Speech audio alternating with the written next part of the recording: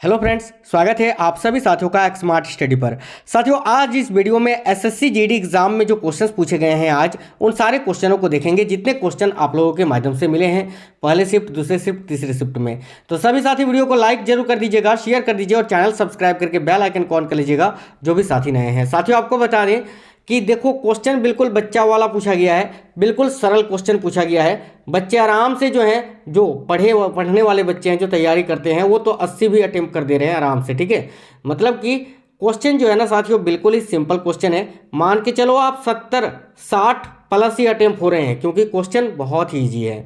50 से नीचे तो अटेम्प्ट हो ही नहीं रहा है क्योंकि क्वेश्चन ऐसे हैं कि खुद ब खुद अटेम्प्ट होने वाले हैं। ठीक है, तो आप लोगों को टेंशन नहीं लेना है। जिनका भी पेपर है क्वेश्चन बिल्कुल सरल पूछा जा रहा है। अभी फिलहाल स्टार्टिंग तो इसी से हुई है कि क्वेश्चन बिल्कुल सरल पूछा जा रहा है। ठीक है, अभी क्वेश्चंस आप लोग देखिएगा, आपको खुद पता चल जाएगा कि क्वेश्चंस का लेवल कैसा है। तो सभी साथी वीडियो को जरूर लाइक कर दीजिए, अपने सभी दोस्तों के साथ शेयर कर दीजिएगा।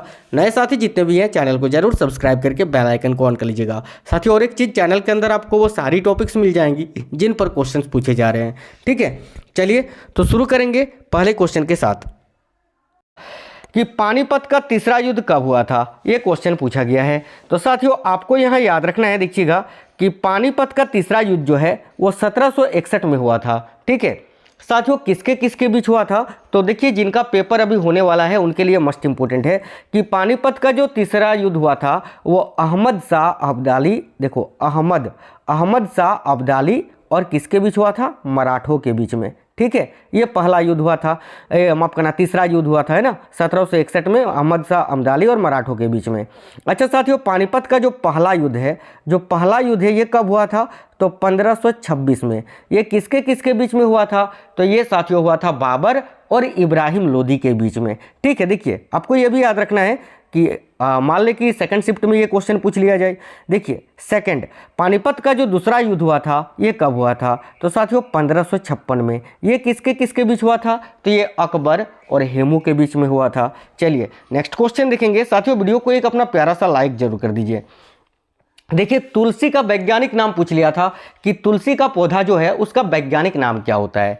ठीक है, तो आपको याद रखना है साथियों, तुलसी का वैज्ञानिक नाम होता है हॉली बेसिल। याद रखिएगा, हॉली बेसिल ये तुलसी का जो पौधा होता है उसका वैज्ञानिक नाम होता है। ठीक है, मैं और भी प्लांट्स जो हैं पादप, उनके जो वैज्ञानिक नाम होते हैं उनका एक separate topic wise video provide करा दूंगा आपको।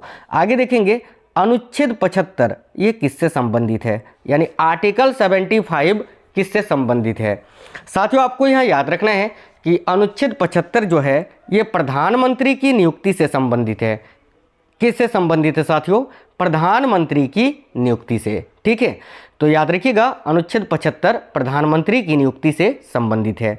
देखिएगा, पेरियार बांध भारत के किस राज्य में स्थित है, तो साथियों पेरियार बांध जो है ये केरल में स्थित है ना। इसके अलावा पेरियार वन्यजीव अभयारण्य ये कहाँ है, ये आपसे पूछा जा सकता है, तो ये भी केरल में स्थित है। ठीक है, चलिएगा नेक्स्ट क्वेश्चन देखेंगे। PMGY का फुल फॉर्म क्या होता है। साथियों, ये क्वेश्चन बहुत ही इंपॉर्टेंट है। पिछले 2022 की जितनी भी एग्जाम्स हुई थी सभी एग्जाम्सों में ये क्वेश्चन पूछा गया था और अभी देखो 2023 में भी रिपीट होने लगा। मैंने आप लोगों से बोला था साथियों कि क्वेश्चंस रिपीट होते हैं और रिपीट हो रहे हैं। देखो PMGY का फुल फॉर्म क्या होता है, आपको याद रखना है, प्रधानमंत्री ग्रामोदय योजना। क्या होता है, प्रधानमंत्री ग्रामोदय योजना। चलिएगा आगे देखेंगे, सरहुल त्योहार जो है ये किस राज्य से संबंधित है, तो साथियों आपको याद रखना है, सरहुल त्योहार जो है ये भारत के किस राज्य से संबंधित है, तो आपको याद रखना है साथियों, सरहुल त्योहार जो है ये झारखंड राज्य से संबंधित है। त्योहारों का, नृत्य त्योहारों का भी मैं एक सेपरेट टॉपिक वाइज वीडियो आप लोगों को प्रोवाइड करा दूंगा। आप लोग वहाँ से जो है सारे त्योहारों को देख कर जाना। ठीक है, जिनका पेपर अभी होना है। आगे देखेंगे, विश्व का सबसे बड़ा एयरपोर्ट कौन सा है, ये पूछ लिया गया है। तो साथियों अभी हाल ही में जो है ना मैंने आप लोगों को करंट अफेयर्स में पढ़ाया था स्मार्ट स्टडी पर कि विश्व का सबसे बड़ा एयरपोर्ट जो है देखिएगा किंग फहद अंतर्राष्ट्रीय हवाई अड्डा है और ये कहाँ स्थित है, तो सऊदी अरब में। आपको याद रखना है, क्वेश्चन रिपीट होते हैं। ठीक है, ये क्वेश्चन पहले शिफ्ट में पूछा गया है तो आज ये भी हो सकता है कि दूसरे शिफ्ट में भी पूछ लिया जाए या तो कल पूछ लिया जाए। क्वेश्चन रिपीट होते हैं, याद रखना। विश्व का सबसे बड़ा एयरपोर्ट किंग फहद अंतर्राष्ट्रीय हवाई अड्डा जो सऊदी अरब में स्थित है। ठीक है, देखिएगा मैं इसके बारे में आपको डिटेल में बता देता हूँ। किंग फहद हवाई अड्डा क्षेत्रफल के हिसाब से दुनिया का, ठीक है, सबसे बड़ा हवाई अड्डा है। सऊदी अरब के दम्मम में स्थित यह हवाई अड्डा, हालांकि हवाई अड्डे की संपत्ति लगभग 776 वर्ग किलोमीटर में फैली हुई है। हवाई अड्डे की इमारत सिर्फ 36.8 वर्ग किलोमीटर की भूमि पर है। ये आपको याद रखना है। तो आपको क्या याद रखना है, विश्व का सबसे बड़ा एयरपोर्ट कहाँ है, सऊदी अरब में, और क्या नाम है, तो किंग फहद हवाई अड्डा। ठीक है, चलिएगा नेक्स्ट क्वेश्चन देखेंगे। गौतम बुद्ध ने अपना प्रथम उपदेश कहाँ दिया था? तो साथियों वेरी इंपॉर्टेंट क्वेश्चन है। गौतम बुद्ध या महात्मा बुद्ध, महात्मा बुद्ध ने अपना प्रथम उपदेश दिया था साथियों सारनाथ में। अगर आपसे ये पूछे कि गौतम बुद्ध ने सर्वाधिक उपदेश कहाँ दिया था, तो सर्वाधिक उपदेश उन्होंने दिया था श्रावस्ती में। याद रखिएगा, श्रावस्ती में। ठीक है, देखिएगा सारनाथ में ही भगवान बुद्ध ने अपना पहला उपदेश दिया था। यहीं से उन्होंने धर्म चक्र प्रवर्तन प्रारंभ किया था। देखिए गौतम बुद्ध ने जो अपना पहला उपदेश दिया था वो क्या कहलाता है, तो साथियों धर्म चक्र प्रवर्तन। देखिए बौद्ध धर्म से क्वेश्चंस आएंगे, ये फिक्स है। बौद्ध धर्म का भी मैं एक टॉपिक जो है आप लोगों को प्रोवाइड करा दूंगा, जिसमें करीब 130-35 क्वेश्चन होंगे। उसको पढ़ लेना, आप लोग उस वीडियो को देख लेना, उससे आपका सारा बौद्ध धर्म कंप्लीट हो जाएगा। बौद्ध धर्म में कहीं से क्वेश्चन पूछे आप बिल्कुल फाड़ दोगे। चलिए आगे देखेंगे, भारत का सबसे उत्तरी बिंदु कौन सा है? तो यहाँ पर हम लोग सारे बिंदु को कवर कर लेंगे इस क्वेश्चन से। क्वेश्चन आज का पूछा गया है भारत का सबसे उत्तरी बिंदु कौन सा है, तो आपको उत्तरी बिंदु याद रखना है साथियों। भारत का उत्तरी बिंदु है इंदिरा कौल। क्या है? इंदिरा कौल, जो कहाँ पर स्थित है, जम्मू कश्मीर में। ठीक है, और देखिएगा आपको ये याद रखना है, अभी तो उत्तरी बिंदु पूछा है आपसे, दक्षिणी बिंदु पूछ सकता है। देखो, जबकि मुख्य भूमि में दक्षिणतम बिंदु जो है वो केप केमोरियन है, जो कन्याकुमारी में स्थित है, तमिलनाडु के कन्याकुमारी में। ठीक है, वहीं मुख्य भूमि से दूर दक्षिणतम बिंदु जो है वो है इंदिरा पॉइंट। ये कहाँ स्थित है? अंडमान और निकोबार द्वीप समूह में। ठीक है साथियों, वीडियो को लाइक जरूर कर दीजिएगा अपना एक, और चैनल सब्सक्राइब कर लीजिएगा जो साथी लोग नए हैं। देखिए चैनल के अंदर आपको बहुत सारी टॉपिक पे वीडियोस मिल जाएंगी, जो अगर आपने नहीं पढ़ा है तो जाकर पढ़ लेना, क्योंकि सारे वीडियोस इंपॉर्टेंट है। देखिए यूक्रेन के राष्ट्रपति अभी वर्तमान में कौन है, तो देखिएगा यूक्रेन के जो राष्ट्रपति हैं साथियों वर्तमान में ये कौन है, तो आपको याद रखना है वोलोडिमीर जेलेंस्की, और ये 20 मई 2019 से अभी तक बने हुए हैं। साथियों यूक्रेन का राष्ट्रपति पूछा है आज, कल आपसे रूस का राष्ट्रपति पूछ सकता है। तो रूस के राष्ट्रपति कौन है, आपको याद रखना है व्लादिमीर पुतिन। ठीक है, व्लादिमीर पुतिन, ये आपको याद रखना है। नेक्स्ट क्वेश्चन देखेंगे, सुभाष चंद्र बोस ने कांग्रेस से त्यागपत्र कब दिया था? तो देखिएगा सुभाष चंद्र बोस ने कांग्रेस से त्यागपत्र कब दिया था, तो साथियों आपको याद रखना है 1939 में, 1939 में। नेक्स्ट क्वेश्चन देखिएगा, नीली क्रांति का संबंध किससे है? नीली क्रांति किससे संबंधित है? तो ये जितनी भी क्रांति हैं जो क्वेश्चंस पूछे जाते हैं एग्जाम में, मैं उनका भी एक वीडियो आप लोगों को प्रोवाइड करा दूंगा। तो नीली क्रांति किससे संबंधित है? साथियों आपको याद रखना है मत्स्य उत्पादन से। किससे है? मत्स्य उत्पादन से, सभी को याद रखना है। ठीक है, चलिएगा आगे देखेंगे नेक्स्ट क्वेश्चन क्या है। तो स्वतंत्र भारत के प्रथम और अंतिम भारतीय गवर्नर जनरल कौन थे? तो साथियों देखिएगा स्वतंत्र भारत के प्रथम और अंतिम भारतीय गवर्नर जनरल कौन थे? तो साथियों आपको याद रखना है सी राजगोपालाचारी। ठीक है, सी राजगोपालाचारी।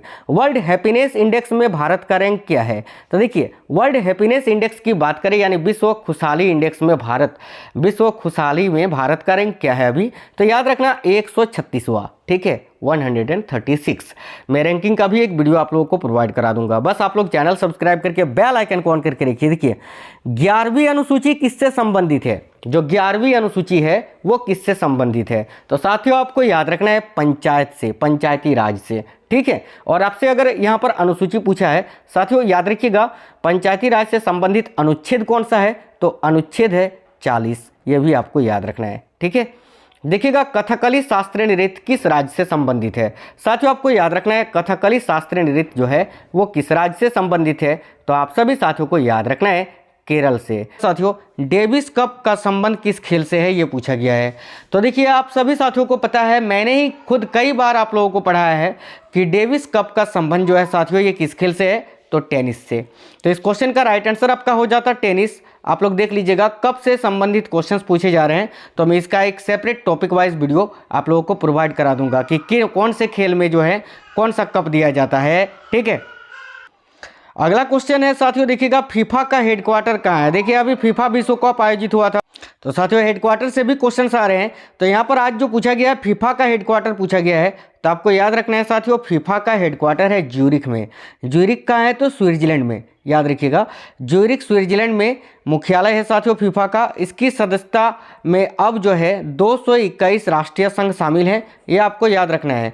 साथियों आपको ये भी याद रखना है कि फीफा अभी जो 2022 में फीफा कप का आयोजन हुआ था उसके विजेता टीम कौन है, तो आपको याद रखना है अर्जेंटीना। ठीक है, अर्जेंटीना। ठीक है, और साथियों देखिएगा फीफा विश्व कप के उपविजेता टीम कौन सी रही थी 2022 में, तो आपको यह भी याद रखना है फ्रांस। ठीक है, चलिएगा नेक्स्ट क्वेश्चन देखेंगे। एक क्वेश्चन और पूछा था कि अंडमान निकोबार का लोक नृत्य क्या है। तो साथियों आपको याद रखना है अंडमान निकोबार द्वीप समूह जो है इसका लोक नृत्य क्या है। तो साथियों याद रखिएगा निकोबारी नृत्य और अंडमानी नृत्य, ये अंडमानी निकोबार का जो है ये लोक नृत्य है। ठीक है, आज का अगला जो क्वेश्चन था साथियों, एक पूछा गया था कालबेलिया नृत्य कहाँ पर हुआ था। तो देखिए कालबेलिया नृत्य बड़ा ही इंपॉर्टेंट क्वेश्चन है, आपको याद रखना है साथियों राजस्थान का एक प्रसिद्ध नृत्य है ये। देखिए मैंने इसके बारे में लिखा है कुछ, कालबेलिया राजस्थान की एक प्रसिद्ध नृत्य शैली है। वैसे कालबेलिया यहाँ की सपेरा जाति को कहा जाता है। देखिए कालबेलिया जो राजस्थान के सपेरा जाति हैं उनको कहा जाता है साथियों। ठीक है, इसीलिए इसे इसी जाति का नृत्य कहा जाता है। ठीक है, तो आपको याद रखना है कालबेलिया किस राज्य का नृत्य है, राजस्थान का, और कालबेलिया एक जाति है साथियों सपेरों की जाति। ठीक है, राजस्थान की। चलिएगा नेक्स्ट क्वेश्चन देखेंगे, पानीपत का द्वितीय युद्ध कब हुआ था, यह पूछा गया है। तो देखिए जो पहला शिफ्ट का पेपर था आज का उसमें पानीपत का तृतीय युद्ध पूछा गया था, तीसरा युद्ध। अब फिक्स है ये कि जो तीसरा शिफ्ट होगा उसमें आपसे ये पूछा जाएगा पानीपत का प्रथम युद्ध कौन सा है। ठीक है, कब हुआ था, तो आपको याद रखना है साथियों। देखिए अभी सेकंड शिफ्ट में पूछा गया है पानीपत का द्वितीय युद्ध, तो 1556 आपको याद रखना है। 1556 में अकबर और हेमू के बीच में हुआ था। और साथियों पहला कब हुआ था, तो 1526 ईस्वी में ये हुआ था बाबर और इब्राहिम लोदी के बीच में। और तीसरा जो आज पहले शिफ्ट में पूछा गया था वो है 1761 ईस्वी में हुआ था अहमद शाह अब्दाली और मराठों के बीच में, आपको याद रखना है। अगला क्वेश्चन है कौन सा अनुच्छेद है जो इमरजेंसी के समय समाप्त नहीं होता है, यानी जिस टाइम इमरजेंसी लागू होती है देश में उस टाइम वो अनुच्छेद समाप्त नहीं होते हैं। तो साथियों अनुच्छेद 20 और अनुच्छेद 21 आपको याद रखना है। नेक्स्ट क्वेश्चन है प्रथम संविधान संशोधन ये कब हुआ था। देखिएगा ये बहुत ही इंपॉर्टेंट क्वेश्चन है, और साथ ही क्वेश्चन बिल्कुल रिपीट होने वाला क्वेश्चन है, तो इसको नोट कर लीजिएगा क्योंकि ये क्वेश्चन जो है वो और भी रिपीट होगा। देखिए प्रथम संविधान संशोधन जो है साथियों ये 1951 में हुआ था, ये आपको याद रखना है। कब हुआ था, 1951 में। ठीक है, अगला क्वेश्चन है विटामिन डी की कमी से कौन सा रोग होता है। देखिए विटामिन से भी क्वेश्चन आ रहे हैं, तो साथियों आप सभी सारे विटामिन को पढ़ लेना, और विटामिन का जो रासायनिक नाम होता है उनको भी पढ़ लेना, और किस विटामिन की कमी से कौन सा रोग होता है ये भी आपको पढ़ लेना है। तो देखिए विटामिन डी की कमी से होता है साथियों सूखा रोग। क्या होता है, सूखा रोग, जिसको हम क्या बोलते हैं, रिकेट्स। ठीक है, याद रखना ये विटामिन डी की कमी से होता है। साथियों विटामिन डी का रासायनिक नाम क्या होता है, आपको याद रखना है कैल्सीफेरॉल। ठीक है, चलिए अभी अगला क्वेश्चन हम लोग देखेंगे।